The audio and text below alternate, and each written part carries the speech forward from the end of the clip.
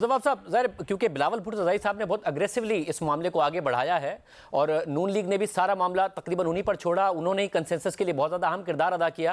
बिलावल कह रहे थे कि अक्सरियत है हुकूमत के पास, मगर अब ये जो कुछ हो रहा है, ज़ैन कुरैशी साहब की एहलिया की शॉर्ट टर्म किडनैपिंग का इल्ज़ाम लगना, फिर इसके अलावा तहरीक इंसाफ के दीगर सेनेटर्स कह रहे हैं कि जी किसी के बेटे को किडनैप किया जा रहा है, किसी को अलग तरीके से प्रेशराइज किया जा रहा है, अख्तर मेंगल साहब इल्ज़ाम लगा रहे हैं। तो एक कॉन्ट्रोवर्सी तो रहेगी इस आईनी तरमीम को लेकर, जिसके लिए बहुत अग्रेसिव कैंपेनिंग खुद बिलावल भुट्टो ज़रदारी साहब ने की है। देखिए, बदकिस्मती पाकिस्तान की ये है कि जब भी कोई इशू आता है ज़ेरे गौर, हम कोई ना कोई कंट्रोवर्सी में पड़ जाते हैं। जो एलाइड एंसिलरी चीजें होती हैं उसके ऊपर गुफ्तगू हो जाती है और हम मेन रूट कॉज के ऊपर नहीं पहुंच पाते।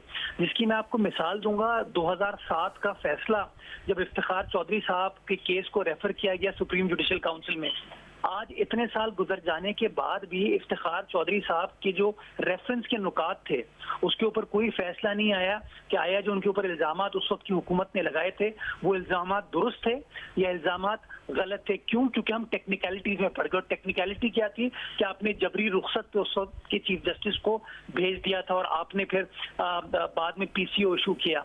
तो मैं ये समझता हूँ हम मेन रूट कॉज पे रहना चाहिए हमको। हमारे नजदीक इशू इस मुल्क का इस वक्त ये है कि हमारा जो अदालती निज़ाम है वो इस्लाहात लाना उसके अंदर नागुज़ीर है और हम उस ब्रॉडर पिक्चर को आगे लेकर चलेंगे कि अदालती इस्लाहात आनी चाहिए, वो आईन और कानून के मुताबिक शफाफियत के साथ आनी चाहिए और हर किसी को अपना हक राय दही प्रॉपर तरीके से इस्तेमाल करना चाहिए। किसी को फोर्स ना करना चाहिए और to the best of our knowledge ना पीपल्स पार्टी इस चीज में बिलीव करती है और ना इस चीज को सपोर्ट करेगी। अब कल में होगा कि आज सेनेटर कामरान मुर्जा साहब ने भी कहा कि इवन उनकी पार्टी को, यानी मौलाना आपसे बाकायदा तौर पर मुज़ाकरात कर रहे हैं, वो कह रहे हैं हमारे सेनेटर्स को भी बहुत ज्यादा प्रेशराइज किया जा रहा है। देखिए, हमारी जब गुफ्तगू हुई जेयूआई के साथ तो हमारी इस तरह से या कल शाम की जो गुफ्तगू थी उसके अंदर भी इस तरह की कोई बात जेयूआई की जानिब से नहीं की गई थी। मैंने खुद कामरान साहब की speech floor of the house पे सुनी है, टीवी पर चली है, तो उसके शवाहिद या उसकी जो भी चीजें हैं वो कामरान साहब को पता होगा।